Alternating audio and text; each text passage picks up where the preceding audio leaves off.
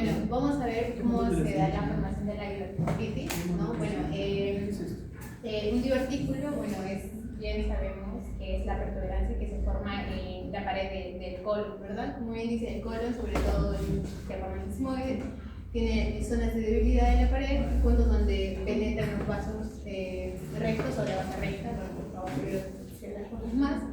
Bueno, con el paso del tiempo, esto va a haber un aumento de la presión intraluminal, que puede ser, por ejemplo, dietas pobres en fibra, que nuestro paciente ha tenido, que vamos a ir viéndolo después. Bueno, que van a producir, por ejemplo, heces duras, ¿no? Como el fuerza, etcétera. Tenemos los factores predisponentes, la edad avanzada, que es también en el caso de nuestro paciente, la dieta baja en fibra y alta en carnes, que decía como algo de alimentos nitrogenados en el caso de nuestro paciente. Y bueno, que otro factor era el tabaquismo, que también era un factor en el paciente, o un factor de riesgo, bueno. Y bueno, las alteraciones del microbiota intestinal, que es otro factor. Como tercer punto tenemos, el segundo punto tenemos la diverticulitis en su episodio inflamatorio. Bueno, esto ocurre cuando el divertículo se va a obstruir, ¿no? Generalmente por un pecado. Después que eso provoca éstasis dentro del saco diverticular, así un sobrecrecimiento bacteriano, una inflamación localizada, ¿no? Y bueno, de ahí vamos a tener la escala para ver la estadificación, la escala de Hitze, que esta es la escala normal, pero va a haber la escala no modificada, que es de 1A, sí, 1A, que la vamos a ver más después también. Y bueno, en este caso ahí me equivoqué, pero en el caso que corresponde es un Hitze 1A. 1B, perdón. Ya. Y bueno, como tercer paso, más adelante vamos a ver también que va a haber una hemorragia diverticular, que bueno, la base recta que dice que atraviesa una pared con el colon en sitios de debilidad.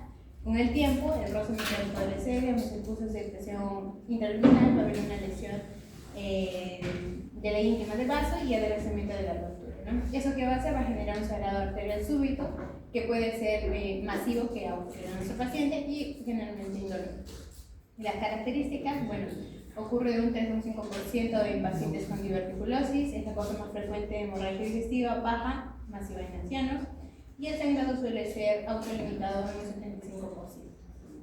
Después, la relación entre ambos casos, que vamos a ver en el primer episodio y segundo episodio, que uno es la diverticulitis, el segundo que es la hemorragia diverticular, que son complicaciones distintas, pero de la misma enfermedad de la diverticulosis, ¿no? Y bueno, ahora sí empezamos con el caso.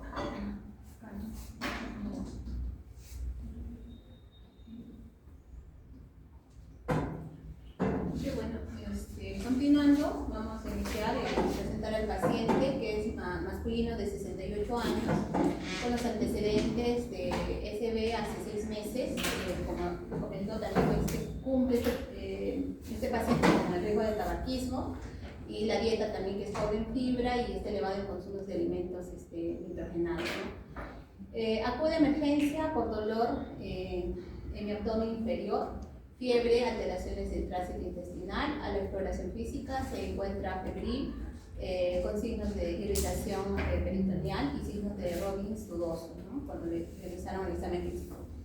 Bueno, el mismo paciente acude a emergencia un año después por hematoquesia masiva de inicio súbito de 3 horas de evolución a debilidad generalizada, frialdad, sudoración, palidez, ortoplastismo, y familiares refieren que cursó con episodios de dolor abdominal en el cuadrante inferior derecho. ¿Qué más? Ha presentado hematoquesias, lo que indican de 606 aproximadamente, cuando estos sanguinolientos. Los cambios de hábitos intestinal también, aunque en los últimos se ha notado una ligera alteración en la consistencia de las heces, imagino, ¿no? Los episodios y estreñimientos han intercalado también con diarrea, que es un clásico de lo que vamos a ver en este paciente en cuanto al diagnóstico. Los laboratorios están alterados, como podemos observar, lo vamos a encontrar que está habiendo una infección, los leucocitos están elevados, los segmentos también están un 89% bastante elevados, los abastonados también en un 12% y la mandrina, el PCR también está en 310, ¿no? En cuanto a la tomografía, imágenes computarizadas abdominal, vamos a revelar o se encuentra un engrosamiento del sigmoides con presencia de asbestos pericólicos a unos 15 centímetros. Hemos encontrado también a la paralela este aspecto. El examen físico, la presión arterial está disminuida con un 80 o 40%, la frecuencia cardíaca es de 15 latidos por minuto y la temperatura de 35.9 grados centígrados. En el abdomen está distendido, blando, sin lienzos con ruidos intestinales disminuidos. No hay defensa muscular a la palpación, entonces si se hace transfusión de sangre fresca, igual. Laboratorio de leucocitos está con 6.000, hemoglobina 9.0, no precisan control previo, y la creatinina y urea no fue en 0.91 y la urea 27, entonces la creatinina está dentro de estos son nuestros pacientes. Entonces vamos a ver los diagnósticos diferenciales. Encontramos acá lo que es la diverticulitis. Lo podemos comparar con una diverticulitis complicada, con accesos periféricos y también hemorragia digestiva baja, masiva secundaria, ¿no?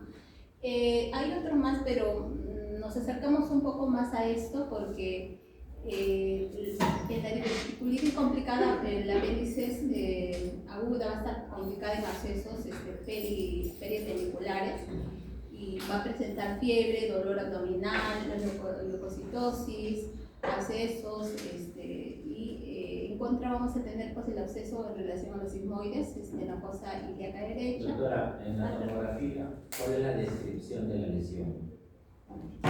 15 centímetros, se encontró 15 centímetros el absceso y estaba engrosado.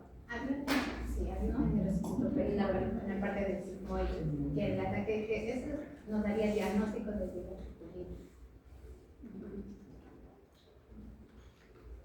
Lo que pregunto porque, o sea, quiero que ponga cuál es la descripción de la tomografía, o sea, ponla ahí para que me justifiques tu diagnóstico, ¿no?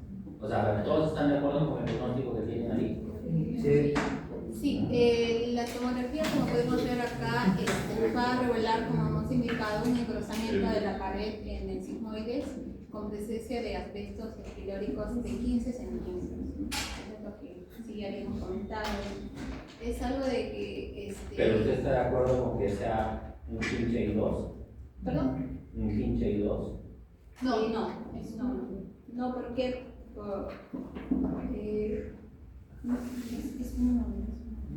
claro, este paciente encontramos más que el acceso está ya más localizado, ¿no? A diferencia de que tal vez más abajo el que le sigue, el 2B, el 2 era que estaba lo mismo, pero estaba distanciado, ¿no? El acceso estaba más distanciado. ¿Cuál es su clasificación, doctora? Es uno, pero tú mismo ¿Por qué me ha puesto 2? Ah, ya, está corregido, sino que esa ya está subida. Sí, lo tenemos a corregido. Ya.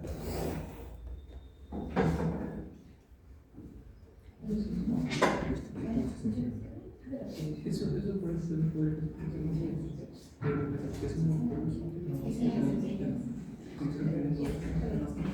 importa entonces que es muy bueno, a la hora de hacer diagnósticos, nosotros tenemos que tomar en cuenta tanto los aspectos que encontramos en clínica, laboratorio, imágenes. Espérate, los diagnósticos diferenciales, ¿cuáles son?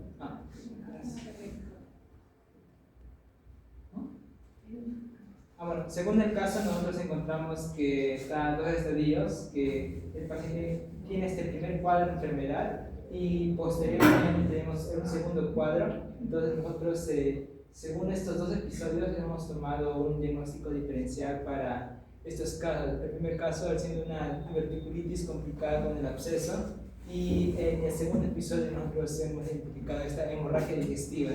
Así que hemos tomado un poco de diagnósticos diferenciales para cada una de estas dos situaciones. El primero, siendo la diverticulitis complicada, pensamos en primero los que sugieren estos dolores en esta zona del abdomen: apendicitis, cáncer de colon, colitis isquémica y la enfermedad inflamatoria intestinal. Bueno, ahí están las razones. Todos comparten el mismo, como hemos mencionado, dolor, fiebre, los exámenes de laboratorio leucocitos en el caso de la apendicitis. Solo que, por ejemplo, en la apendicitis aguda, el absceso, pues tiene que estar más en esta zona del sigmoides, pero como el apendicitis está en la fosa ilíaca derecha, está a ambos extremos, ¿no?, del abdomen. Y también, al ser un paciente de mayoría de edad, tampoco se parecería. Además, todos los antecedentes coinciden más con la diverticulitis en lugar de la apendicitis. El cáncer de colon, como mencionado, sería más con edad hacer esto en paciente de más de 30 años. Y las imágenes también coincidían hacer este engrosamiento del colon, y como los síntomas se parecen en todas las enfermedades. En contra es que el cuadro pues apareció de forma algo aguda, y el cáncer no es tanto coincide con eso. Luego, la colitis isquémica complicada, los mismos que antecedentes de edad avanzada, de factores vasculares como los antecedentes de enfermedades vasculares y el tabaquismo que he mencionado en el caso. Y en contra es de que también aparece con un dolor súbito, y tampoco sería la forma en que pensaríamos mucho. Y en cuanto a la enfermedad inflamatoria intestinal, como mencionado ahí, que también tenía antecedentes de alimentación, el dolor y la inflamación que también se encontró en la imagen. Pero en cuanto a los antecedentes típicos de la enfermedad inflamatoria intestinal, como las diarreas o estos sangrados, tampoco es que se encontró mucho. Y en cuestión del segundo episodio, nosotros en cuanto a la hemorragia, pues podríamos pensar tanto en un cáncer colorectal, una angioplastía colónica, colitis isquémica otra vez, y otra enfermedad intestinal. Entonces, como para ir pensando en estas enfermedades, otra vez el cáncer, como he mencionado, al ser paciente mayor de edad, podríamos pensar que sería una ocasión en que se esté progresando y llegue a sangrar, solo que la hemorragia tumoral suele ser más crónica, raramente suele ser de una forma súbita, no se suele describir tampoco no se describe una masa palpable. En cuanto a la angioplastía colónica, vemos que puede llegar a ser una causa recurrente en pacientes de esta edad, solo que no tiene tampoco tanto estos episodios como de insuficiencia renal, más tuvo antecedentes de anterior vez, así que podemos dejar de tanto pensar en este caso que sea una angioplastía que se haya escapado y que esté progresando. En cuanto a la colitis isquémica, bueno, como mencionaba, también lleva con un dolor súbito, con diarreas y reumatoidea masiva. Y en el examen hay este dolor abdominal. En cuanto a la enfermedad inflamatoria, como ya he mencionado, el sangrado digestivo puede ser un signo que también se puede llegar a presentar en esta situación, solo que no hay tampoco los antecedentes que habíamos mencionado para pensar en esta condición.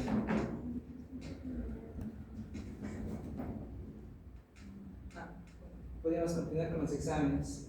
Como en el caso hemos encontrado los exámenes, podríamos también sugerir, ¿no?, los mismos para seguir pensando en esta diverticulitis. Exámenes como el hemograma, proteína C, función renal, ejecutivos. Como hemos mencionado, los exámenes ya presentes, como los leucocitos, que están en 18.000, la proteína C reactiva en el caso tenía 310, la función renal de electrolitos, los ejecutivos, que nos puede llegar a identificar las bacterias en el caso de ser diverticulitis, está ya ingesta con Doctor, ¿y por qué pediría hemocultivos? pues hemocultivo, es hacer una diverticulitis, y podemos con el hemocultivo ver cuál es la bacteria que está afectando pues, la característica que se siente infectada con la bacteria. El resto de alumnos pediría hemocultivo.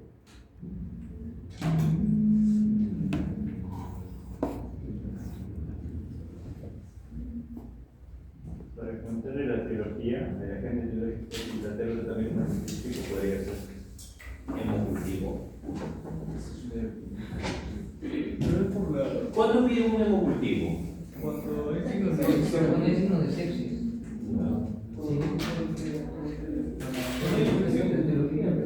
para encontrar el medio directo específico. Doctor, contéstenme como médico. Cuando hay infección sistémica, ¿No? Cuando tienen signos de bacteriemia. Porque ustedes pueden tener sepsis diagnosticada solamente con exámenes auxiliares y le haces un SOFA y no necesitas hemocultivo. Claro.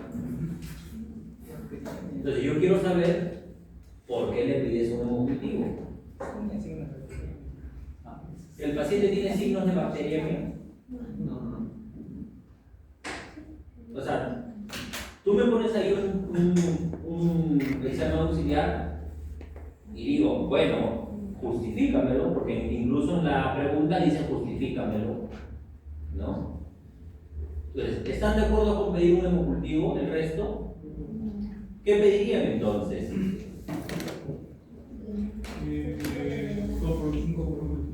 Un coprocultivo, doctor, sería mucho más sensible, ¿no?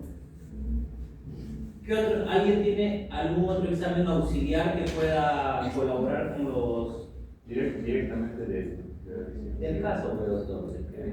No. Los doctores han presentado hemograma, PCR, función renal, ¿no? Y hemocultivo. ¿A alguien más se le ocurre pedir alguna otra cosa? Marcadores tumorales. Marcadores tumorales, muy bien, doctor. ¿Qué marcadores tumorales pedirías? Para colon. En realidad, para colon se podría pedir una. Para. Pero, ojo, doctor, ¿por qué pediría marcadores tumorales? sería para Me estoy confundiendo con el otro caso. sería para seguir. No, por el sangrado. Por el sangrado puede estar pasando un cáncer. Por el sangrado. Ya, ok. Ya, la doy. No está muy. O sea, no es, pero otros exámenes que pedían. Muy bien, doctora. ¿Por qué pedir un examen de orina? Porque puede haber irritación de la vejiga por la inflamación del colon. Pero para eso tendría solamente síntomas como tenesmo, poliaquiuria, Pero podemos fisura. buscar. Por la transmisión bacteriana. Claro, puede haber una fístula. Muy bien, doctora. Por la fístula. ¿Y qué debería encontrar usted en el examen de orina? Leucocitos. Y un. Eso, bueno. Ese es. Ese, ¿y eso cómo se llama? Se llama. Fecaluria, pues.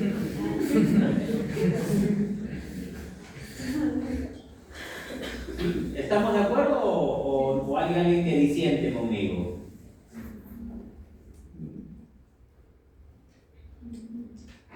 No sabe, no opina.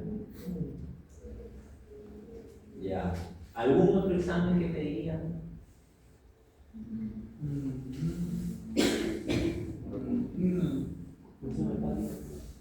¿Para qué pedir una función hepática, doctor? Tienes, en el primer escenario, tienes signos como para pensar en patología hepatobiliar. Porque está localizado todo en posición izquierda, incluso la tomografía es clara, le dice hay un engrosamiento en posición izquierda. ¿Algún otro examen? ¿Nadie? ¿No se podría pedir un aspirado del mismo absceso? Para ver la. Ya, eso sería el tratamiento, pues, ¿no? Y ahí, por ejemplo, es parte del cultivo. Si tú aspiras un absceso, tienes que cultivarlo. O sea, independiente si haya resistencia o no, tú cultivas. Todo líquido que tú sacas, tú cultivas. ¿Ya? Entonces, Pues pregunto esto porque, o sea, si tú me pones hemocultivos, yo debería esperar que la historia clínica te diga resistente a fármacos, por ejemplo, de primera línea. ¿Ya? Y con pobre respuesta a fármacos de amplio espectro, por ejemplo, ¿no? Yo digo, bueno, ya, ok, un hemo. Pero hasta donde veo, está todo localizado, ¿va? O sea, ¿qué dice la descripción del hemograma? ¿Qué te puse yo? ¿Que tenía cuánto? 18.000 leucocitos. ¿Eso es normal? No. ¿Cuánto es el valor normal? ¿Qué más dice de los leucocitos? Segmentados. ¿Y qué más?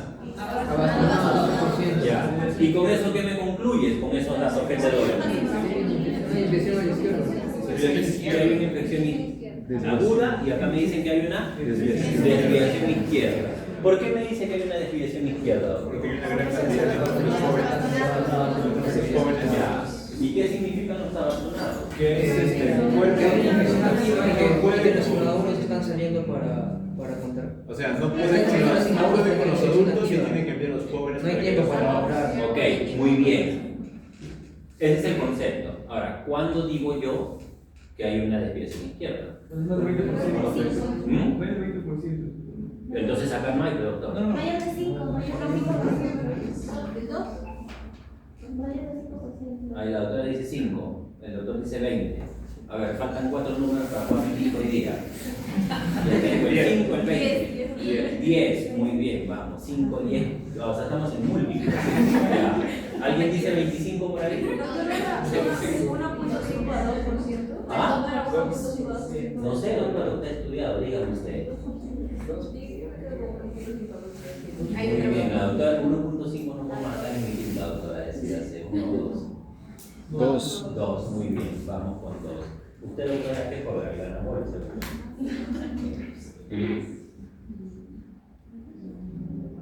No se acuerda, usted también chambea con 2. ¿Alguien más? ¿Mm? El doctor ha dicho 20, o sea, este paciente no tiene derecho. No, pero el 20% de los segmentados. No me engañe, doctor. A mí no me molesta cuando me engañan. Eso para su enamorada. ¿Cuándo? Corta eso. Doctora Karim. Pero tiene razón. Doctora Karim, 2%. 2%. Ya. Pero falta un criterio. Hasta ahorita tienes 11 nada más. ¿Cuál es el segundo criterio? Para que sea Para que sea desviación izquierda. Para que cumpla con desviación izquierda. el que sea, No. Tú estabas diciendo 2% también. ¿Cuál es el otro criterio? Lo malo de que me aprenda sus nombres es que ya puedo estratificar la nota, ¿no? Y el que me dice no sé, obviamente no va a tener ni siquiera 11, ¿no? El segundo criterio, porque ya ustedes están en un nivel avanzado, ¿no? Yo ya espero que me contesten como médicos, ¿no? Tiene que haber un valor absoluto mayor de 50, de 500 en el conteo. Porque tú puedes tener, entre comillas, un 2% de bastones, pero con solo 300. Claro. Y eso no es desviación izquierda. ¿Ya? Eso no es desviación izquierda. Y te lo digo porque cuando paso visita me presentan el caso de desviación izquierda. Pero, ok, ¿cuánto es su conteo? 150. Retírese. O sea, los dos tienen que estar 18. Claro, doctor. En este caso es clarísimo. Si tienes 18.000 leucos, haz cuánto es el 2% de 18.000. ¿Cuánto sale?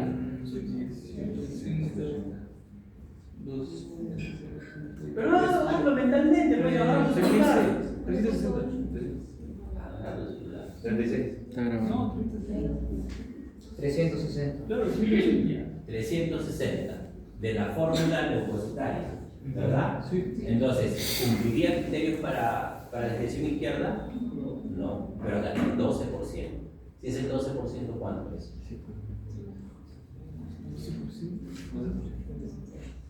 Este aquí tiene 12% de bastones. 2160.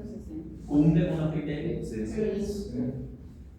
O sea, es importante que tengas esos dos criterios claros, ¿ya? Algunas vías te dicen y, o sea, te dicen o, ¿no? O sea, te dicen o, que tiene que ser más de 2% o más de 500 valor absoluto. Pero nosotros vamos con mayor certeza por el valor absoluto, porque el valor porcentual es relativo. ¿Ok? Entonces, si en este caso tiene 12%, ¿estamos de acuerdo o no? Listo, si es 12% está con 2160. listo, pero si fuera solo 2%, no llegas al recuento de O sea, 500 debe ser el porcentaje que me da el valor el de el conteo. Más de 500. Claro, la guía te dice que tiene que ser 500 a más, ¿no? Del número de células, pues, obviamente, ¿no? Listo. ¿Qué más? Luego sería el siguiente examen, que sería el gold estándar, la tomografía con contraste.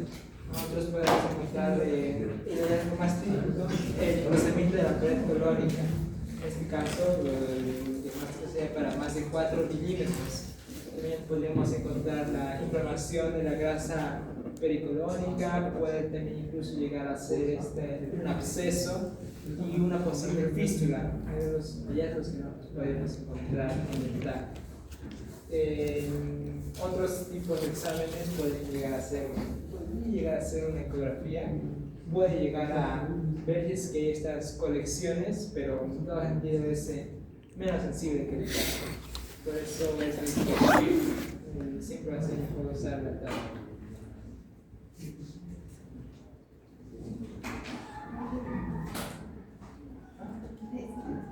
Claro, para otros exámenes sería como una colonoscopía, y es ideal si es antes de las 24 horas. Entre las 24 horas, y está estable, podemos hallar los divertículos que están, como vemos en este caso, después del año, que están sangrando, el sangrado activo. Podemos hacer otra angiotac también, interrogación de contraste en la luz final. Podemos encontrar el lugar exacto del sangrado, una angiografía mesentérica, también para detectar el sangrado. Todo esto es para detectar el sangrado.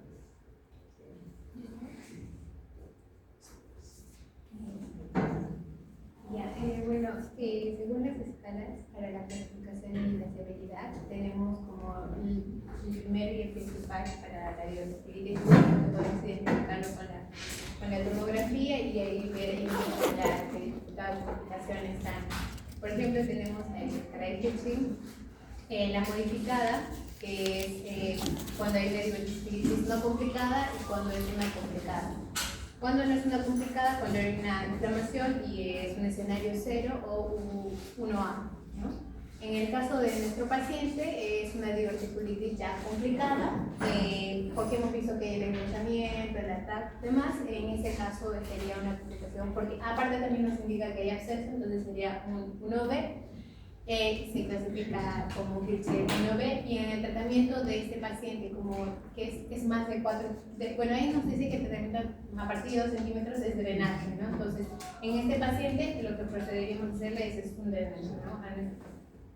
Bueno, otra clasificación, tenemos la escala de Ambrosetti, que esta evalúa la severidad también en base a la tomografía. Tenemos en la forma leve y en la forma complicada, ¿no? En la forma leve, bueno, se ve el engrosamiento de la pared colónica más una inflamación de la grasa pericólica. En caso de la formación complicada, bueno, se ve el absceso, que también sería en el caso de nuestro paciente, ¿no? Extraluminal de aire o líquido, bueno, y una fístula absorción. Como había también puesto ahí, en la aplicación de casos del paciente de forma complicada por el hecho que hay absceso y demás. Y bueno, como otro tipo de escala tenemos la puntuación de severidad clínica, que es la CRP y prototosis. Tenemos un PCR mayor a 50 miligramos litro y glucositosis mayor a 15.000. estos, bueno, sugieren que es una enfermedad complicada y de riesgo, ¿no? Y bueno, también que puede de falla de tratamiento conservador. Y bueno, en la aplicación de caso, bueno, es un PCR de 310 con unos leucocitos de 18.000, como habían dicho que hay una distribución a la izquierda, y bueno, también es una enfermedad. Y tenemos otra clasificación que es la clasificación, bueno, para el segundo caso, para evaluar lo que es la hemorragia digestiva baja con una complicación de la diverticulosis. Tenemos, por ejemplo, la escala de para ver la hemorragia de severidad. Aquí se usa esto cuando, no sé si recuerdan el caso donde decía que hubo hemorragia masiva, ¿no? Y le hicieron tacto rectal. Decía que había perdido 700 un sangrado. Sí, un sangrado. Pero no es lo único que perdió. No, también, ahí se ve la frecuencia cardíaca, también están los datos del caso.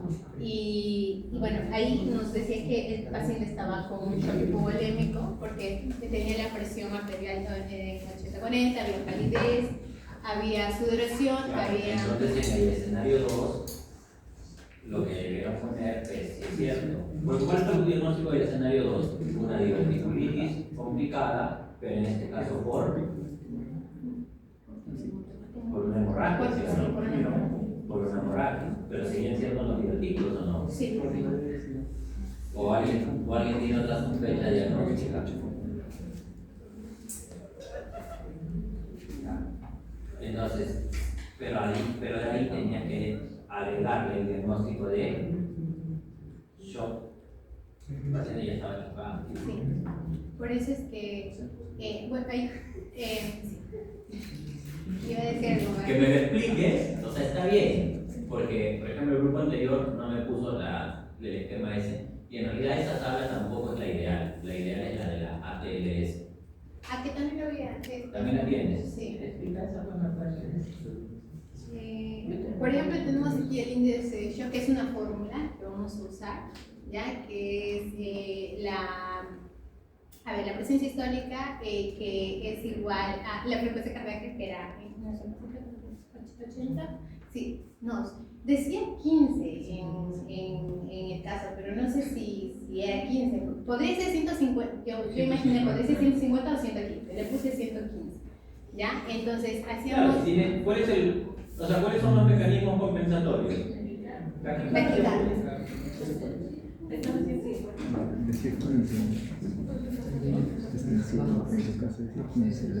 ¿Cuánto te sale? Bueno, si le ponías 115 salía 1.43. O Si sea, le ponías, ¿estaba chocado o no? estaba chocado. Ya, pues sí, por eso te digo, el diagnóstico es con todo eso, lo que me has dicho, que está bien, pero le agregas el diagnóstico de shock. ¿Y cuál es el shock que te va a presentar? No va a ser distributivo, ¿no? Ni séptico, ¿no? Séptico en el primer escenario, en el segundo ya no. Sí. Listo, esa tabla que tienes ahí es la que se tienen que aprender. Porque les guste o no, se la van a tener que aprender. Porque les va a seguir, les va a servir por el resto de su vida.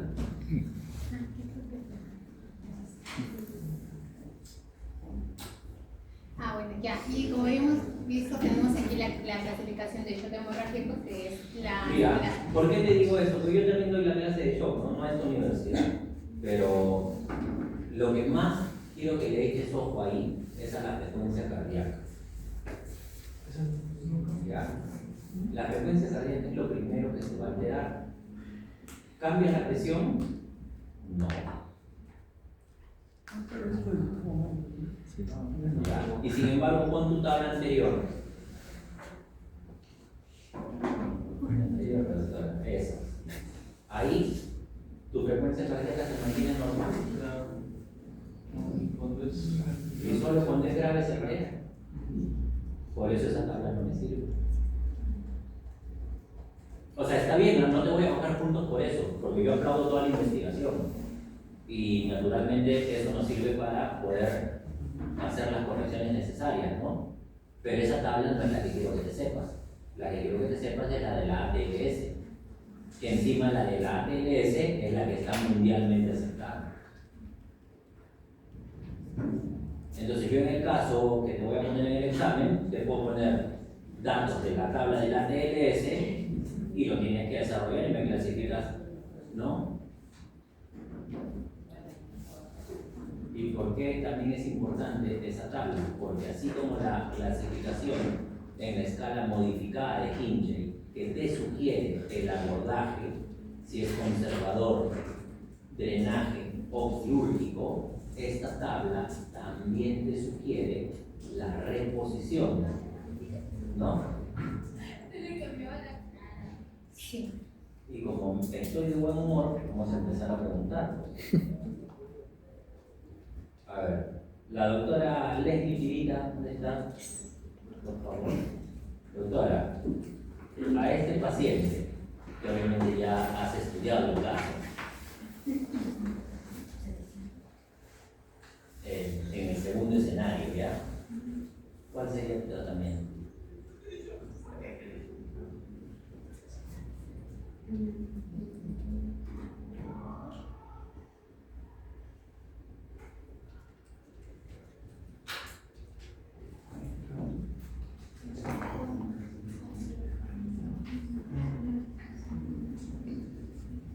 Doctora, con todo lo que se demora pensando, el paciente se le está muriendo, ¿va?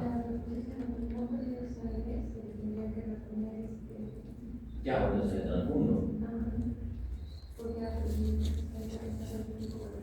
Ya, entonces le paso sangre. Muy bien. Bien, serio.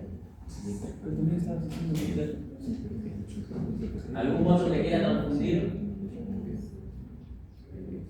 No, ahora ya nadie quiere transfundir. A ver, la doctora Keila Ramos, ¿dónde está? No, pero Doctora, ¿qué hacemos con el paciente? pero Oramos por eso. porque incluso te da ejemplos entre paréntesis de pacientes. En el segundo escenario.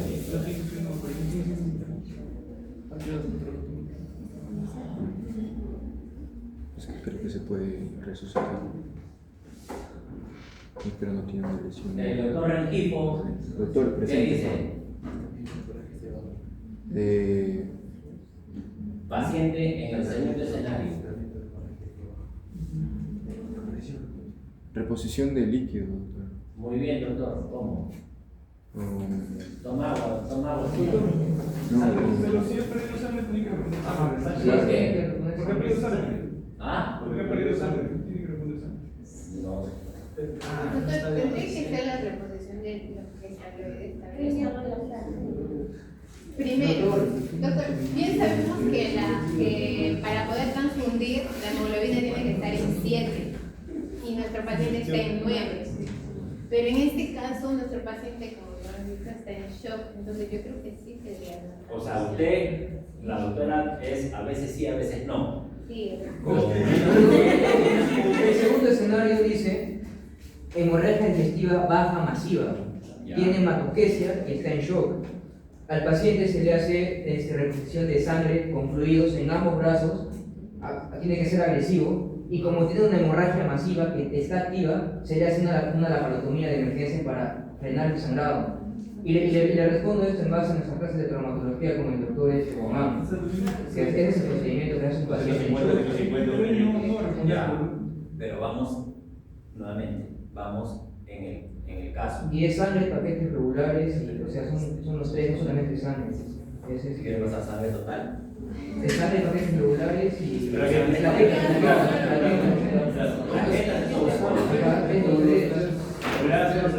plasma, plaquetas y sangre, son los tres. Nuevamente, sí y no, pero te digo por qué. Porque tenemos que tener en contexto el paciente. O sea, número uno, es un paciente que te llega chocado, pero la PA, ¿cuánto está su PAM? 56, 54. La PAM, 54. Ok. Está chocado. Lo que le tienes que hacer primero es fluidoterapia. Y si no me crees, mira el algoritmo del UpToDate. ¿Ya? Porque un manejo de un paciente traumatológico, te lo puedo entender, pero esto no es un trauma abdominal. Esto es una diverticulitis que se está complicando con un sangrado. Ok, lo primero que hacemos es reponer fluidos. ¿Y por qué es importante? Y aquí, por eso te decía sí y no. Con la doctora estoy al 50%, que indicación para transfusión sanguínea de emergencia es con una hemoglobina menor de 7. ¿Cuánto tiene el paciente? 9. ¿Le transfundo o no le transfundo bajo el escenario que dice la doctora? No. Ok. Pero ¿por qué le deberías transfundir? No, doctor. Porque el shock no es indicación para transfusión de hemoderivados. Pero Doc, si hay una hemorragia masiva que no se detiene. ¿Y quién te ha dicho que no se detiene? ¿En qué momento dice que no se detiene?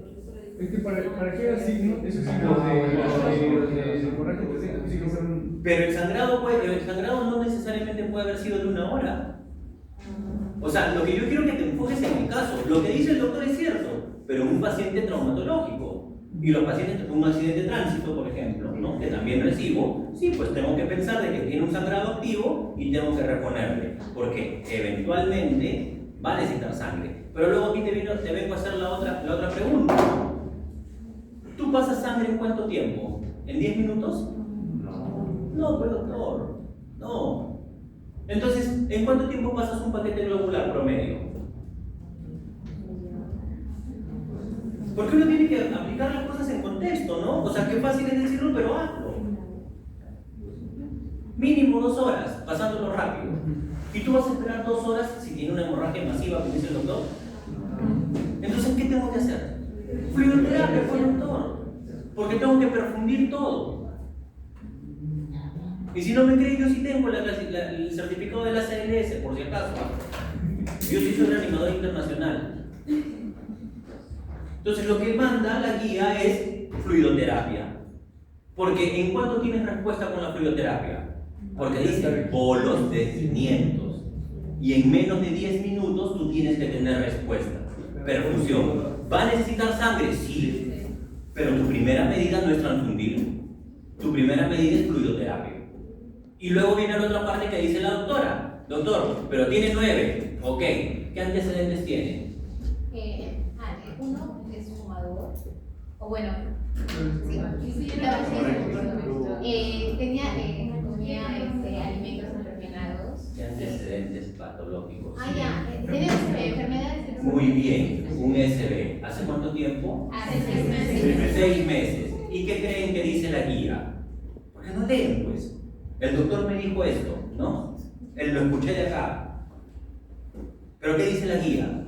La guía te dice que solamente cuando tú tienes un IMA o un SB dentro de los primeros 6 meses es obligatorio transfundir con 9. ¿No me crees? Léelo.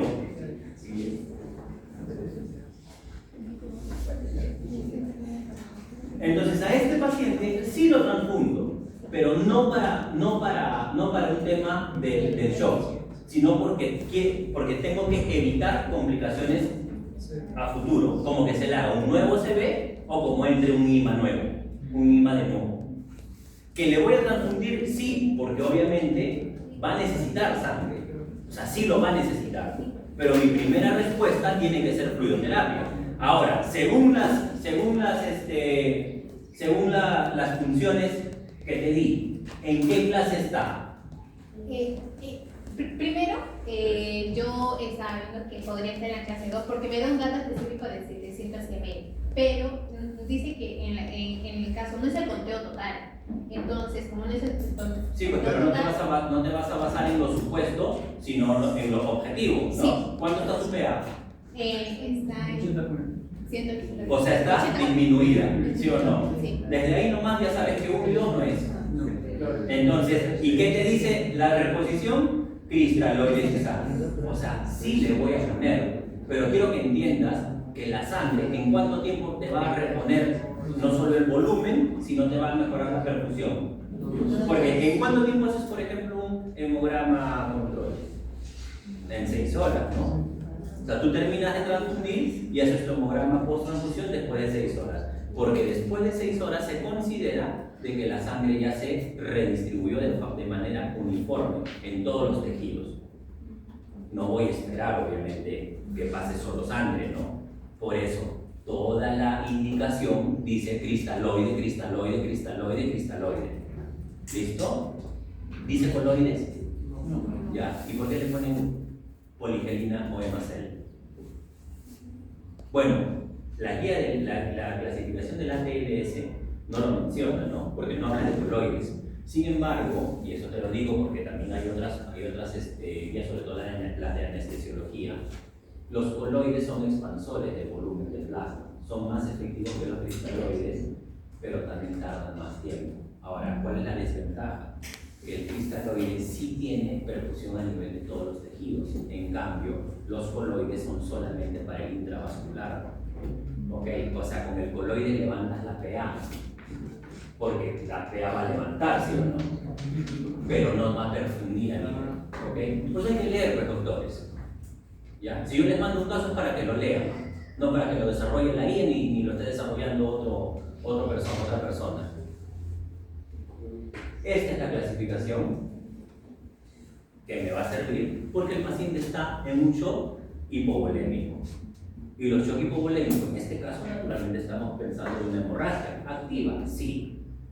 Que lo voy a transfundir, sí, ya te di los dos criterios. Porque el paciente tiene 9. ¿Pero por qué le transfundo? Porque también quiero evitar que se le haga un nuevo SB o que se le haga un IMA de nuevo. ¿Listo? Entonces, ese que nos digamos fue el sea traumático, no traumático. El sangrado sea traumático, no traumático. La clasificación sigue siendo eso. Claro. La guía de la ATLS es para el Advanced Trauma Life Support. Pero como en este caso no está traumático. Pero la extrapolamos para el tema de la pérdida de sangre. Sino que lo que quiero que entiendas es, yo no soy traumatólogo y no me voy a meter en los temas traumatológicos, porque para eso el doctor tiene su especialidad, ¿verdad? Y él dice, bueno, si a mí me llega un paciente sangrando como Kill Bill, ya, naturalmente digo, ok, transfúndele, ¿no? ¿Han visto Kill Bill, no? ¿O ustedes son solamente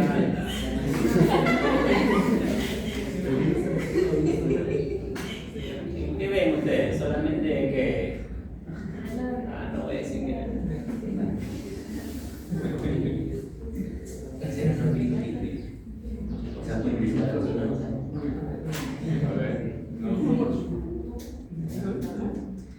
En ese escenario, bueno, se transfunde, pero la respuesta que tú tienes que esperar de la sangre no va a ser inmediata. Lo que te va a perfundir, lo que te va a sacar del choque al paciente es la fluidoterapia. ¿Sí? Quiero que entiendas eso. ¿Que le vas a meter sangre? Sí, porque ya estás en una clasificación 3 y te dice cristaloides y sangre. Listo. Entonces tú sabes, como dice el doctor, le va a poner su doble vía, en una voy pasando sangre. Ok, le voy pasando todo lo que tú quieras. Plasma fresco congelado, le voy pasando plaquetas. Si quieres pasarle no, nada más, esas 3 cosas. No puedes pasarle más. Y porque la va a perder, ¿no? O sea, cuando pierdes sangre pierdes todo, ¿no? Pero sacarlo del shock al paciente no va a ser por los hemoderivados, sino va a ser por la fluidoterapia. ¿Ya? Y los hemoderivados no te van a hacer efecto en media hora. ¿Sí? ¿Se entiende o no? Sí. Si no tuviera antecedentes en un paciente que no tiene un sangrado de emergencia con menos de 7, recién ahí decido transfundir. Pero si tiene antecedentes de IMA o SB, no espero 7, 9. Te estoy dando datos que obviamente te sirven, ¿no? Continúa, por favor. Bueno, ya lo dijo todo.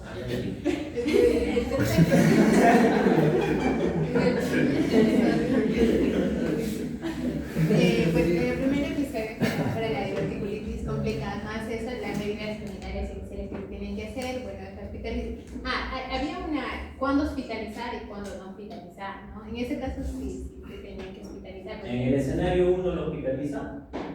No. ¿No lo hospitaliza? No. ¿Usted, doctor, en el escenario 1 lo hospitaliza o no?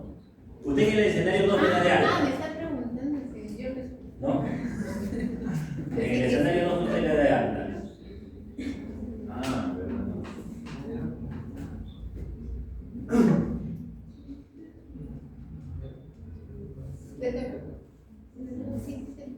Y antes que me olvide, porque he cometido un error de mi ejemplo, era el 5% con la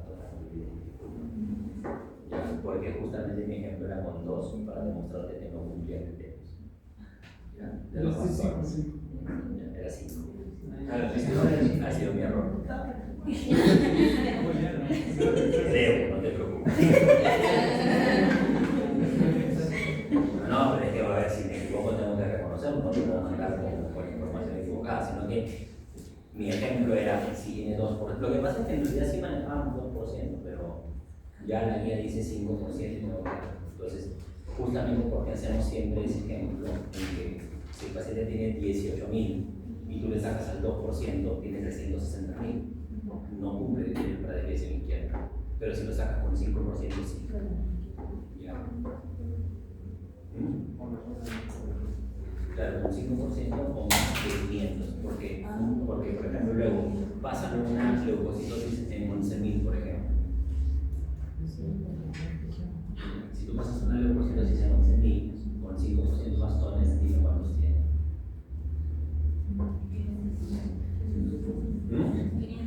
550. El valor absoluto debe ser de 500. De 500 más. Ya. Y en el caso 1, ¿con qué tratamiento de Sí, pues por eso era falso. con probiótico? Todo. Había la opción de falso, ¿verdad? Era falso. Ahí, ya. Y en el segundo caso, como usted había indicado, en la hemorragia que se baja, lo primero en la media es el volumen de reposición de la fisalvaria. Empezamos primero con la fluidoterapia, como había indicado, y después aquí empezamos con lo que es la transfusión, ¿no? ¿Y por qué se transfunde? Como usted indicó, lo normal es que se transfunde en 7, pero como este paciente sea 9 y tiene la antecedente de una enfermedad cerebrovascular, o podría ser enfermedad cerebral, bueno, se me indica, pues es que se transfunde en este paciente. Bueno, ¿qué más? Bueno, es lo más importante de todo el caso. También se podrían hacer otros tratamientos, ¿no? Como por ejemplo la identificación de sitios sangrados, se podría realizar una colonoscopía de urgencia dentro de las 24 horas y así se logra estabilizar el paciente. Y bueno, el tratamiento definitivo por colonoscopía terapéutica, una embolización selectiva por radiológica intervencional y por último una cirugía. Doctora, en el primer caso, en el primer escenario, cuando ya le das tratamiento antibiótico, entonces luego en el segundo que le pones colon, en el primer caso le haces colon. No. ¿Por qué no? Porque eso solamente se trata cuando hay complicación, no antes, porque está de forma aguda. Pero no se realiza. Que la colonoscopía podría ser perjudicial para el paciente porque podría perforar la divertícula. Así es. En el primer escenario no se hace colon en la fase ya. ¿Cuándo le programarían su colon? Más o menos, a partir de los 2 meses. Ya, es importante que sepan eso. Porque luego también hay algunos inteligentes que le calman el dolor y le dicen, ya señor, vaya al gastro para que le haga su colon. ¿No? Y obviamente el gastro le va a decir que no. Y luego, no, pero el otro doctor me dijo que le haga. Entonces ahí se empiezan los. Ya. Ok. Siguiente paciente, por favor.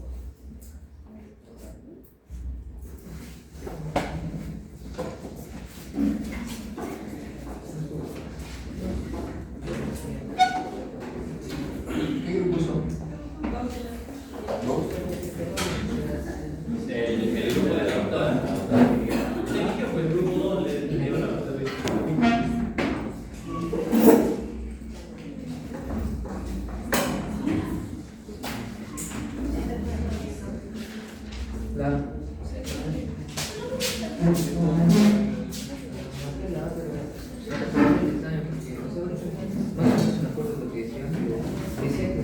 Si el paciente ya vino haciendo fecales o le han estado haciendo 15 minutos antes de llegar al no se beneficia.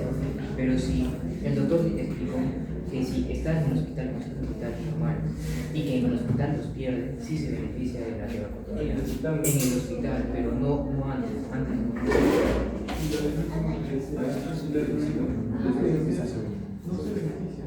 O sea, no está mal que le transfuman, solamente que... Es un amistoso. No, digo, no está mal que le transfuman, pero hay que, digamos, contextualizar las cosas. Sí. O sea, sí está bien que te transfundan totalmente la sangre, cuando te va a dar respuesta de la...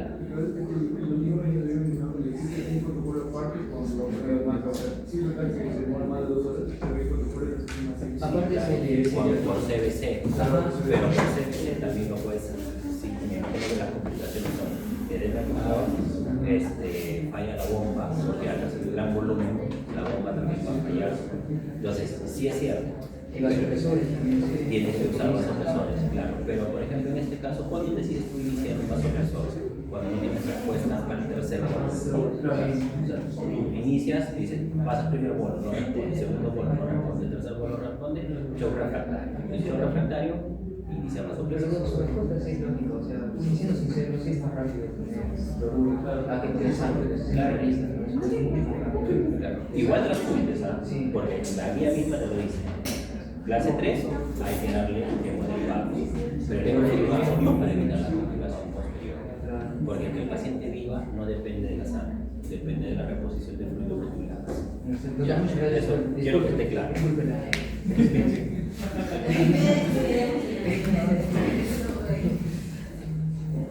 Listo. ¿Qué otro caso?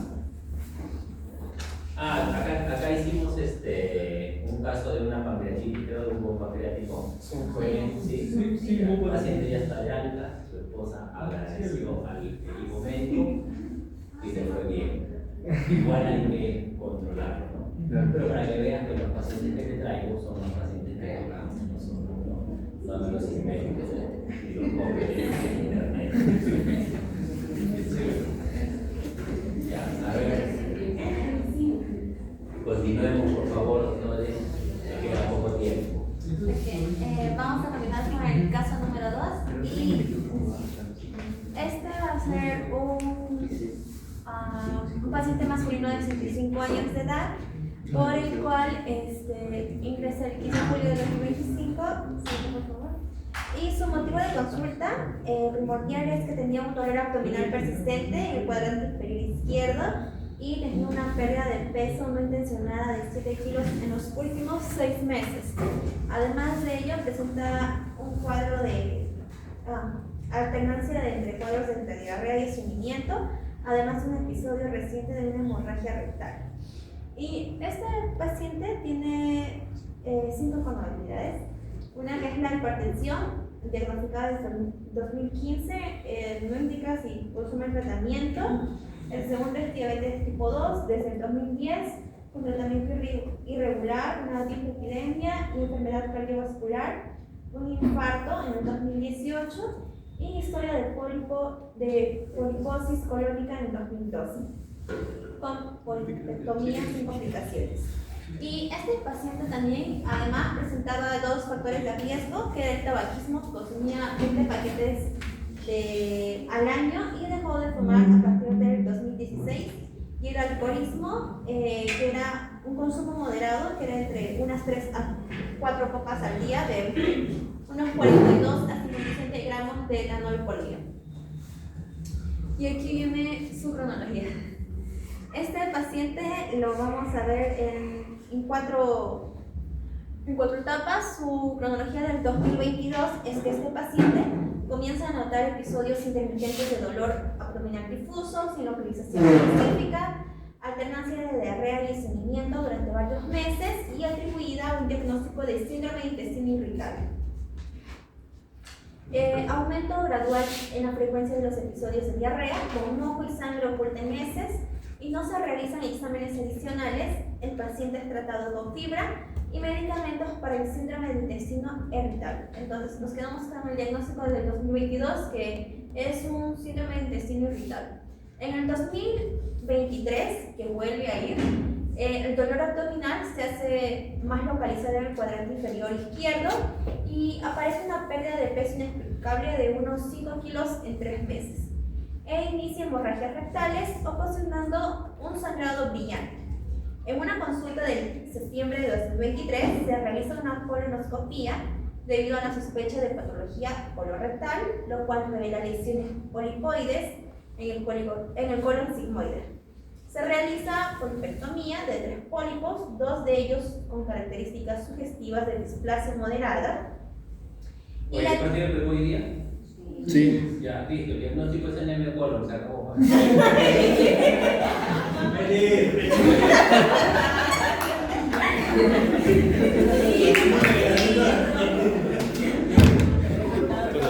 voy a pedir.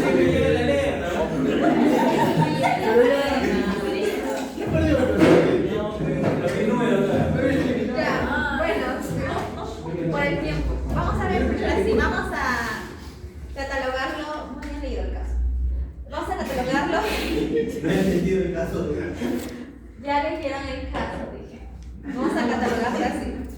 Factores dietéticos o hábitos que tenía el paciente, que era el consumir vino de 3 a 4 copas. Mencioné que en su fórmula salía de 42 a 57 gramos de etanol al día y está en un consumo de etapa riesgosa y el acetaldehído da lo que es disbiosis y hace mutaciones. Y también mencionaba de que al paciente cuando le diagnosticaron intestino irritable le dieron como unos alimentos ricos o le mandaron a consumir alimentos ricos en fibra, pero este paciente consumía poca fibra, por tanto el tránsito iba a ser lento y esto iba a aumentar que el contacto con la mucosa sea un poco más irritante.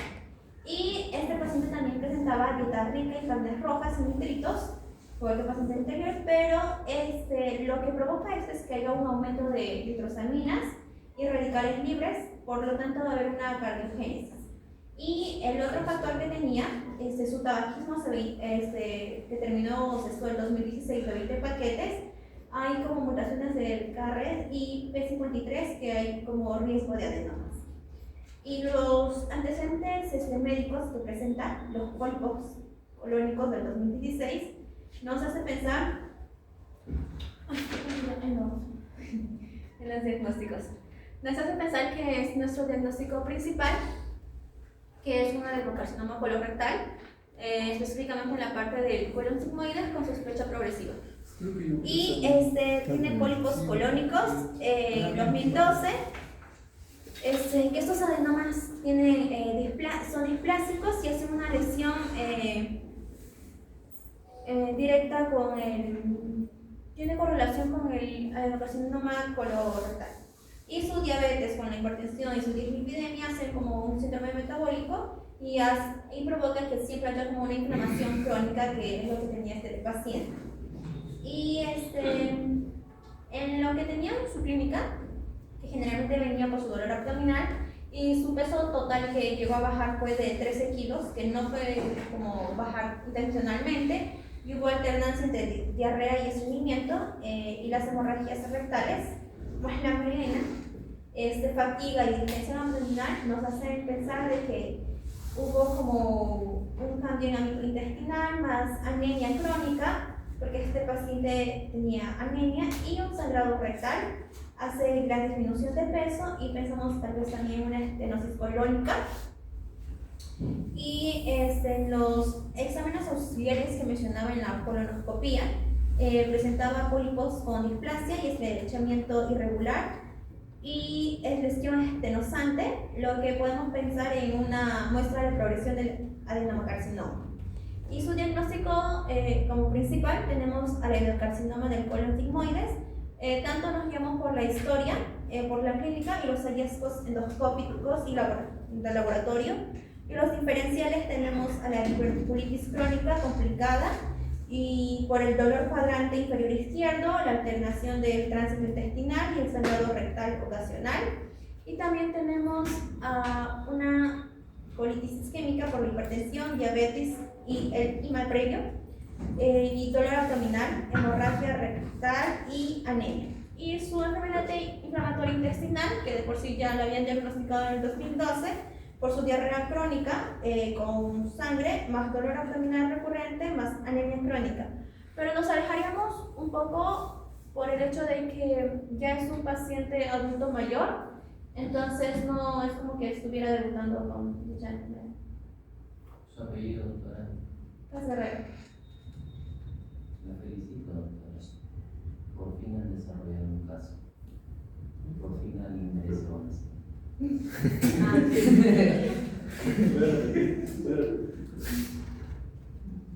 La felicito, doctora. Voy a poner su nota en este momento antes que me olvide. Su 11. No, es que esa es la idea, me dejan entender. O sea, yo sé que todos hacemos el caso, eso lo tengo claro. Pero lo que ha hecho la doctora es justamente causa, efecto o causa-consecuencia. Sustento lo que estoy pensando de acuerdo a lo que me está presentando el caso. ¿Ya? Y la fisiopatología le ha explicado muy bien. Yo siempre he dicho, si ustedes entienden la fisiopatología, van a entender todo el caso. O sea, no necesito ponerle más cosas. La felicito. Espero que hayan desarrollado así todos los otros casos. Continúen, por favor.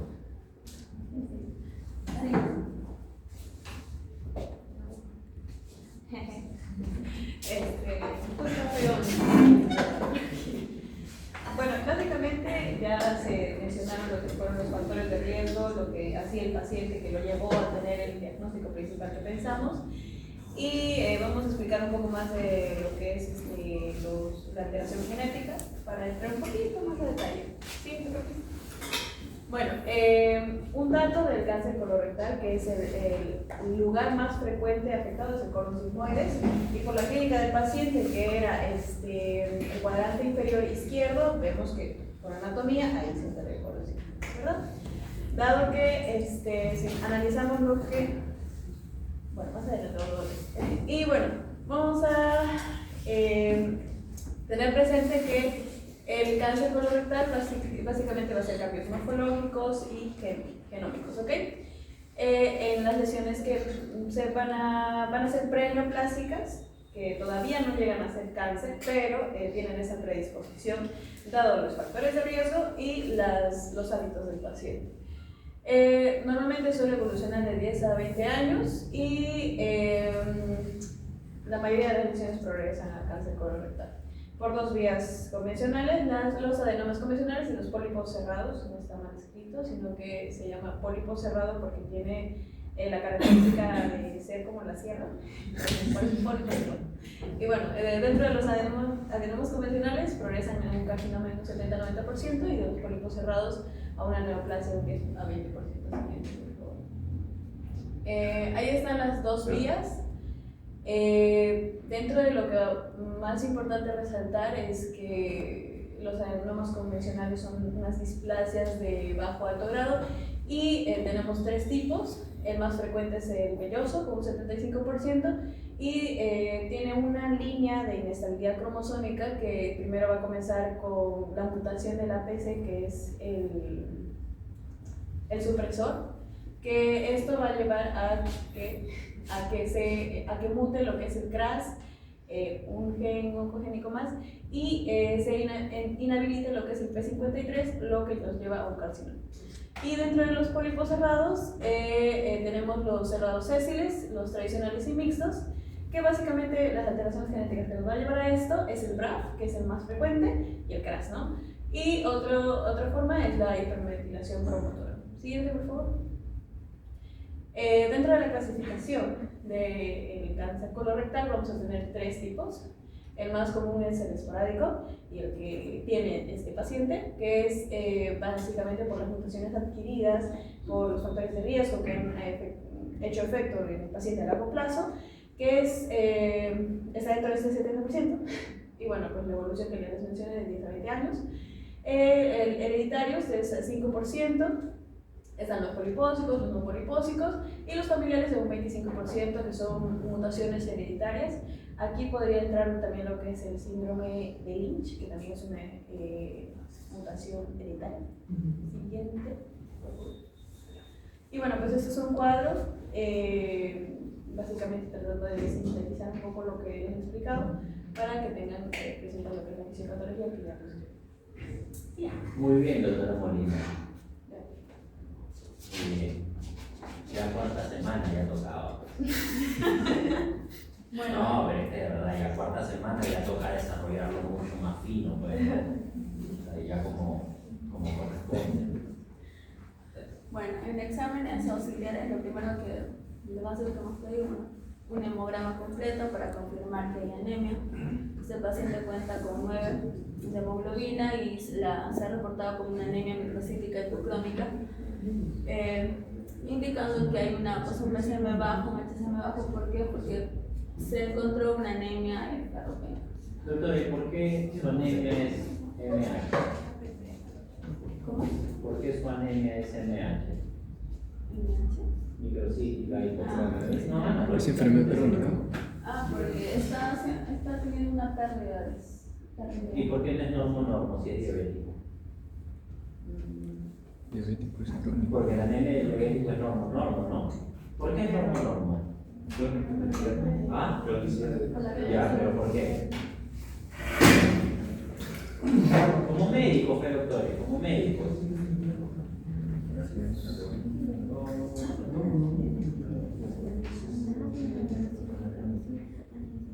Lo que pasa es que la interleucina 6 creo que era la que... Normalmente, las mentiras. No lo digas. La anemia del diabético es normo. Si estoy de acuerdo con el doctor que me contestó como panadero, porque dice crónico, listo, pero es por la EPO. Porque ¿qué altera la diabetes? La función renal. Y el riñón que produce EPO. Entonces tú vas a tener una anemia por déficit de EPO, pero es una anemia madura. Es normo. En cambio, las anemias que son por pérdida son microhipo. Son microhipo. Esa es la razón, doctora. Lo que usted dijo está bien, es por pérdida. Normalmente las pérdidas, porque tú cuando pierdes, ¿qué pierdes? ¿Solamente pierdes la hemoglobina? No, también pierdes hierro, también pierdes ácido fólico, también pierdes vitamina B. O sea, no es que, oye, solamente que caiga purita la hemoglobina, ¿no? O sea, cae con todo. Entonces, vas a tener una anemia o sea, una anemia hipomicro, que es lo más clásico, ¿no? Ya, pero dentro de lo que le vas a pedir al paciente, ¿qué es lo que...? O sea, estamos en el segundo escenario, ¿no? Disculpe, estamos en el segundo caso ya. Le pides marcadores, sea perfil de ingreso a primera línea, ya acá, perfil. ¿Por qué le pides función hepática? Para ver metástasis en el hígado. Con una prueba de, o sea, con una... Para empezar, que si dice función hepática está mal, ¿ya? Porque ya la vez pasada les dije, ¿no? ¿Cuáles son las pruebas de función hepática? Y ahí dice función hepática, ese es un perfil hepático, doctora. Ese es un perfil hepático que les puede mostrar a ustedes patrones hepatocelulares, patrón colestásico o patrón mixto. Pero las pruebas de función hepática ya saben cuáles son. Ahora, si hubiera una metástasis, sí, podría haberse alterado por un patrón obstructivo tal vez, perfecto. Pero si yo quiero ver metástasis, o sea, tu razonamiento no está mal, ojo. Pero si quieres ser más específica, para ver metas, ¿qué pedirías? Función renal, claro, porque es diabético, ¿no? Y para la tomografía, bueno, sí, también le va a servir. Electrolitos, ¿por qué pedías electrolitos?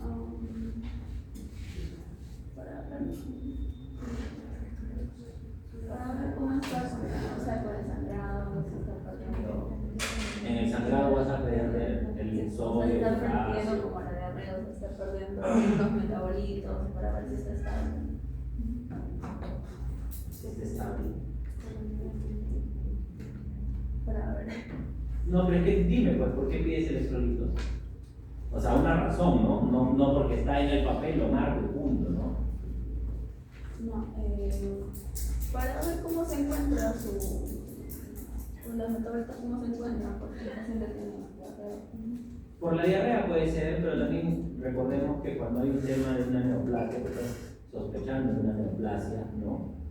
Los electrolitos van a estar alterados porque va a haber destrucción celular. ¿Cuál es el electrolito que deberías buscar con mayor potasio?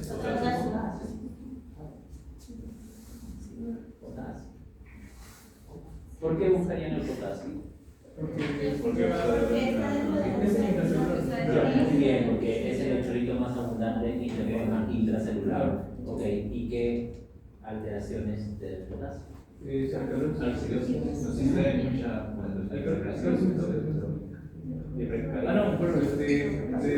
Hipercalemia va a dar, ¿no? Porque el hipercalemia puede llevar a acidosis metabólica. No, sí, pero yo puedo usar. Muy bien, doctor. Ya está dejando de mentir, ¿verdad? Los electrolitos que debemos vigilar, el electrolito más mortal es el K. Ya, asócialo con K de hilo. Ya si no sabes inglés ya no me. ¿Pero por qué? Porque el potasio te puede dar, bueno, te va a dar hipercalemia y eso te va a dar trastornos. ¿A dónde? ¿A qué nivel? Cardíacos, pues. Cardíacos. Porque vas a recordar tus fases de la contracción, ¿no? Y el paciente se te muere en paro. Y te hace paro y tú no sabes por qué es. ¿No? Y tú no sabes por qué es. Pero esa es la razón por la que deberías vigilar los electrolitos. O sea, está bien, doctora, que pidas tus electrolitos, pero dímelo, ¿me entiendes? O sea, porque bueno, en este contexto ya, la diarrea, pero la diarrea, ¿qué pierde? Bicarbonato es lo que más comúnmente, digamos, ustedes van a encontrar asociado. Pero ya hay estudios, porque léete el estudio que se hizo en la UCI de pacientes con diarrea persistente. ¿Ya? Lo primero que se pierde no es el bicarbonato, es el magnesio. ¿Ya? Y es importante dosar magnesio porque justamente uno de los transportadores para poder meter el potasio a la célula es magnesio. ¿Ves? Eso sí te permito que no lo sepas porque esa es pregunta de residente. Pero vas orientando, ¿no? Entonces, dicen el potasio, disculpa, me dicen el bicarbonato, sí, pero esos son ya en etapas más crónicas, ¿ya? Y ahí sí te va a dar tu acidosis metabólica, pues, ¿no? Pero lo que vas a perder primero, el electrolito que más rápido vas a perder es el magnesio. Zinc también, pero magnesio a la cabeza. Continúe, doctor.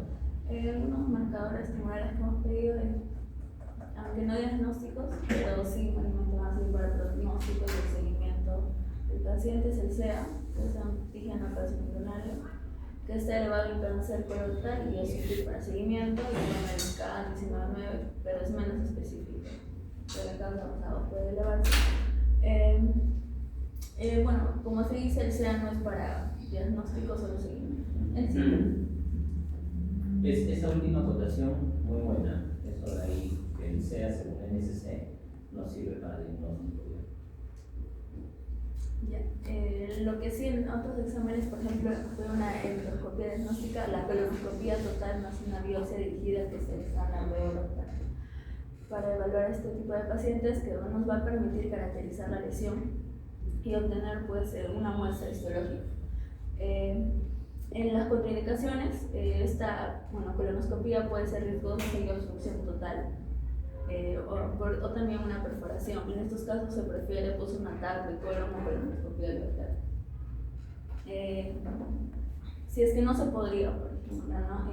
En una colonoscopia podríamos hacer un ataque. También, una vez confirmado el adenocarcinoma por medio de la biopsia. Y luego viene la certificación del TNM, que se va a conseguir con ATAC. El ATAC también nos va a ayudar a evaluar la extensión local, los ganglios y metástasis tanto al hígado pulmón, y en ese paciente es clave pues, por alteraciones en las pruebas. Y mi contraindicación es si este paciente tiene pues un problema renal, una filtrado renal menos de 30 o alergia al contraste. Y otra alternativa aparte del TAC podría ser nacional. Siguiente. Bueno, estos son unos pruebas. Este paciente ameritaría manejo de emergencia.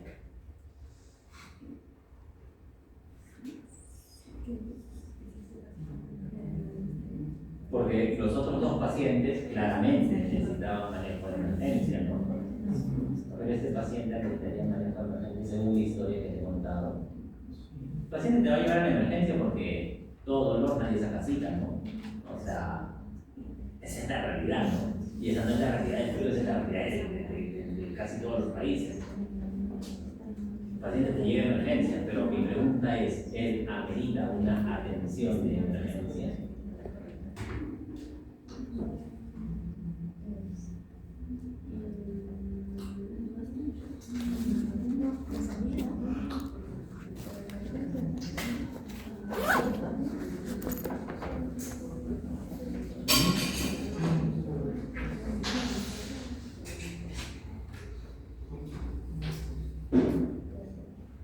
¿No? ¿Nada? ¿Alguien del grupo? No, doctor. No. ¿Por qué no, doctor? Porque no vemos shock, por ejemplo, o algún riesgo de descompensación. Claro, de Claro, o sea, este es un paciente que no realmente, más allá del dolor que presenta o del sangrado intermitente, no necesita mayores atención por emergencia. O sea, ese paciente en emergencia le calmas el dolor y le va a decir, señor, vaya por favor a su cita con un oncólogo, ¿no? Porque la colonoscopía que le hace, salvo que tenga una hemoglobina pues muy baja, ¿no? Que no me acuerdo cuánto tiene este paciente. ¿Ah? 9. En este caso, en este contexto, ¿tiene IMA, tiene SB? Sí, tenía un IMA. Ya, entonces sí. 2018. Ya, siempre lo transferir. Entonces, pero incluso puedes transfundir y a casa. Por si acaso. Por eso también se hace. Transfundes y a casa. Porque para la colono hay que prepararlo, ¿no? Entonces, digamos, siempre también tenemos que enfocar la atención, porque todo lo que hacemos, sí, bacán, hay que hacer esto, hay que hacer esto, hay que hacer esto, ya bacán, pero eso no lo tienes que hacer en un día. Por lo menos este paciente no. Al otro paciente sí, porque imagínate, si está con una PA de 80-40, señor, venga mañana que tenemos menos gente, ¿no? Ya es un poquito jalar los pelos, ¿no? Pero sí, eso quiero que entendamos. Ese paciente, o sea, ¿en qué contextos manejas? Para tu actitud terapéutica tiene que ir enfocada a eso, ¿no? Que lo estudies, sí, yo estoy de acuerdo con todo lo que están poniendo, pero no significa que tenga que hacerlo por emergencia, ¿ya? Listo, continúa por favor con las... Estas son las terminamos. auxiliares. Por ejemplo, una resonancia hepática, si caso, pues el paciente de metástasis y un PET, si no se logra concretar un diagnóstico con la TAC o la RN. Y algunas pruebas moleculares, si realmente se confirma el adenocarcinoma en biopsia, como el MSI, HMMR, para un pronóstico e indicación, o el CRAS, el NRAS, el BRAF o el ERDOS.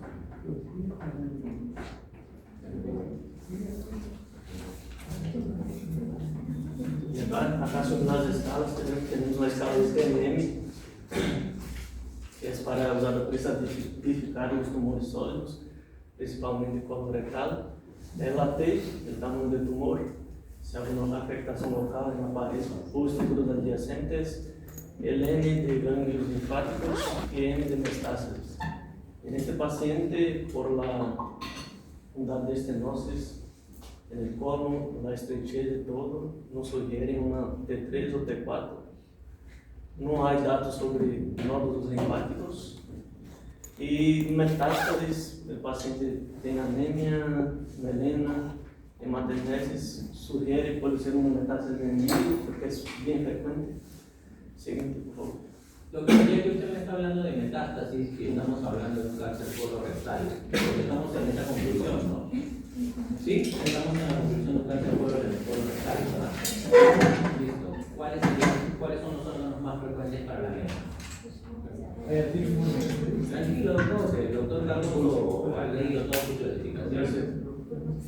pulmón, cerebro y hígado. Cerebro, hígado, pulmón. Sí, pero normalmente el pulmón suele ser primario. Ahora, ¿por qué?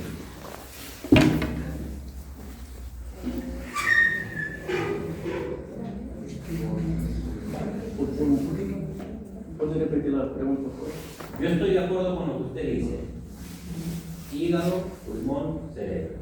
Yo estoy de acuerdo. Pero ¿por qué esos órganos? ¿Por qué no, por ejemplo, voy a inventarme? Riñón. Riñón también está dentro de los posibles metas. Pero ¿por qué, por ejemplo, voy a inventarme, no sé, ganglios? O sea, ¿por qué? Por la circulación. Por la circulación. ¿Qué tiene que ver la circulación, doctor? Por ejemplo, el hígado. Porque es el orden en el que va la circulación de la gente. No. Por la cantidad de irrigación que tiene. No. Yo diría el hígado porque recibe circulación venosa de todo lo que tiene que vestido. Sí, todo eso listo, pero tienes que decirme la causa. O sea, me estás diciendo la consecuencia. Y la respuesta es sencilla. Es por la vía de diseminación. Un NM de colon, su vía de diseminación es hematoma. ¿Y dónde va naturalmente a hacer meta? A los órganos más irrigados, ¿no? Por eso estoy de acuerdo cuando el doctor dice hígado, pulmón, cerebro y riñón. Pero es por la vía de diseminación. Porque yo les hago luego otra pregunta. Aquí, sí, doctora, dígame. Una pregunta, hace un momento. Acá que hace la pregunta soy yo, doctora. No, pero es que no me quedó claro porque hace un momento dijo que sí estaba de acuerdo con hígado, pulmón y cerebro, pero dijo que el pulmón era más. Normalmente el pulmón es primario. Ya. Normalmente el pulmón es primario. Secundarismo pulmonar es alejado. Ya. Por ejemplo, en cerebro, ¿cuáles son las lesiones más frecuentes? ¿Primarias o secundarias? Secundarias. Casi todos los NM de cerebro son secundarios. Eso no quiere decir que no existan schwannomas, gliomas, glioblastomas, o sea, sí existen, pero la tasa de presentación es menor. Lo más probable es que tengas un secundarismo. Por eso dentro de tu estadiaje haces una TENZ con contraste, ¿no? Pero ahora hago la pregunta. Este paciente es varón con antecedentes y en los marcadores no me pidieron un PSA. Doctor, pero no habla de próstata. Bueno, pero tiene 63 años. O 65 y eso, ¿no? Ya es criterio para hacer un PSA. ¿O no? Está bien, no te voy a quitar puntos por eso porque, digo, estás orientándote en tu caso. Pero yo siempre te trato de dar un poco más para que entiendas que en todo el contexto del paciente, si ya lo vas a hincar, ¿no? No lo vas a hincar, pues, o sea, no le vas a pedir cosas por las puras, pero pídele lo relevante, ¿no? Pides un PSA, oye, pero no tiene nada de próstata. Bueno, tiene 60 y tantos años. Puede ser. Y en razón de ello digo, si fuera o si tuviera un cáncer de próstata, ¿cuál es la meta?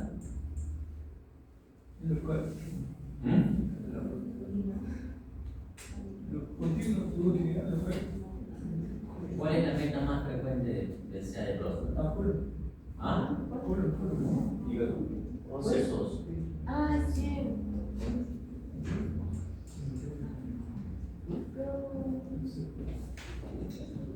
Entonces, para que sepan un poquito, ¿no? Igual te va a salir posibilidades en más, ¿no? Pero tienes que buscar eso.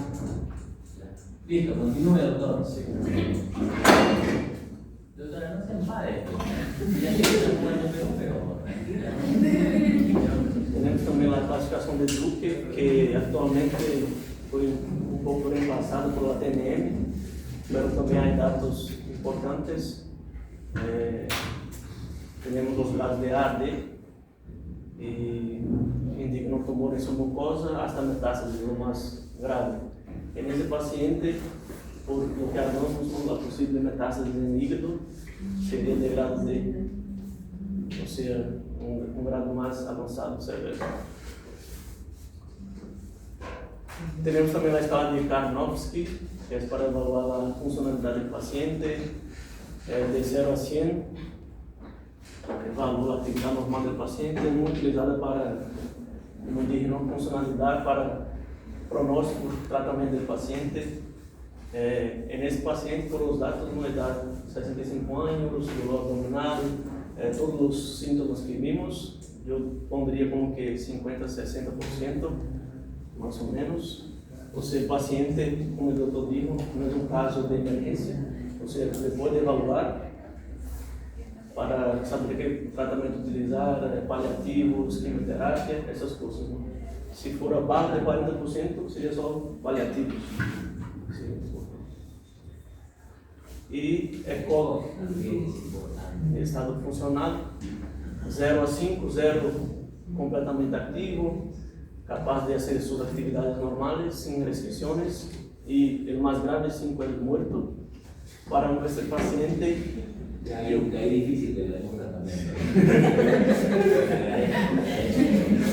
Para nuestro paciente, yo diría como que 2 o 3. O sea, no tiene... Sí, esas escalas son importantes. Lo felicito también, doctor, por haberlo mencionado. Porque, por ejemplo, hace 4 días nos llegó un paciente con una tumoración cervical, ¿no?, indurada, previa, ¿no?, que piensa que linfoma, pues, ¿no? Pero inmediatamente ya está bien, hay que estudiarlo, porque estamos naturalmente a la espera de la respuesta, ¿no?, o sea, de la biopsia del IFI. Pero ese paciente ya tiene un ECOG 3. Entonces, desde ya le vas diciendo paliativo. Es un paciente de 88 años con un ganglio de 30 milímetros, 30 por 15 por 45. ¿Ya? Entonces, se biopsió hace 3 días, recién 2 días. Todavía no tenemos la respuesta, obviamente. El PASH solamente dice células activas, la beta-2 microglobulina está elevada, lo que te hace sospechar el linfoma. Y ya tienes todo cantado, pero a 188 años, ¿qué le vas a hacer? Paliativo. Que no le duela, que le baje la tumoración, no le vas a dar PT, no le vas a dar RT, UT. No tiene sentido. Entonces, para eso te sirven esas escalas, para saber también cómo abordar al paciente. Porque está bien, tú dices, doctor, pero vamos a buscar por ejemplo la chévere. O le podemos dar radioterapia, ¿no? Porque se da radioterapia también por un ecólogo, ¿no? Ya, pero ¿qué vas a lograr? En este paciente es distinto, ¿no? Porque tiene 60 y tantos años, ve su clasificación y dice, bueno, puedo recuperarlo. Pero en otros contextos, ¿no?, tienes que saber qué es lo que le vas a dar y qué es lo que no le vas a dar. Tienes que saber cuándo decirle a la familia también, oye, ¿saben qué? Miren, esto no se va a hacer porque no es indicable. Y porque las complicaciones pueden ser peores. Por ejemplo, ¿cuál es una complicación clásica de una radioterapia en un paciente con cáncer de colon?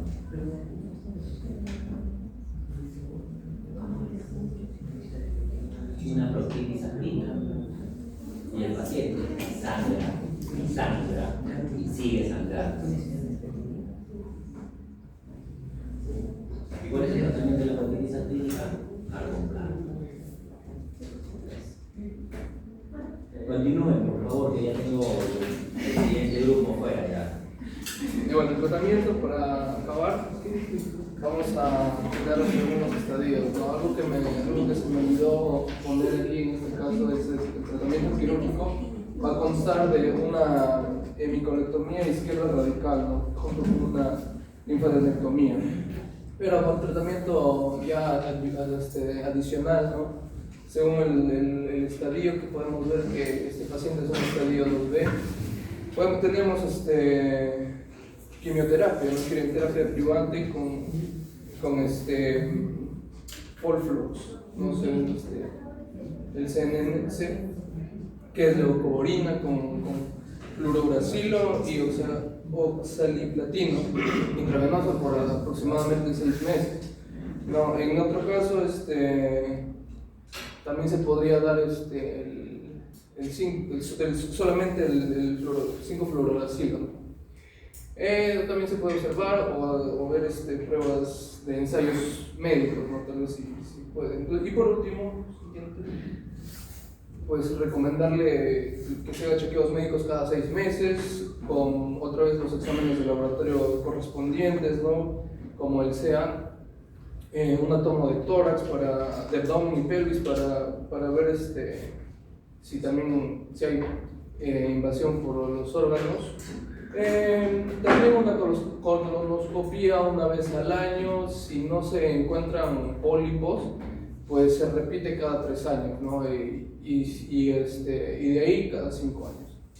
No, si el cáncer ha bloqueado el paso de las heces, ha habido una obstrucción, no tendríamos que preferir la cirugía, ¿no? Hacemos la cirugía y luego una colonoscopía entre 3 y 6 meses. Si encontramos que es anormal, pues se repite la colonoscopía de nuevo en un año, ¿no? En un año, y si ya no se encuentran los pólipos, se va a repetir en 3 años y luego en 5 años, ¿no? El PET scan no es tan recomendado, ¿no?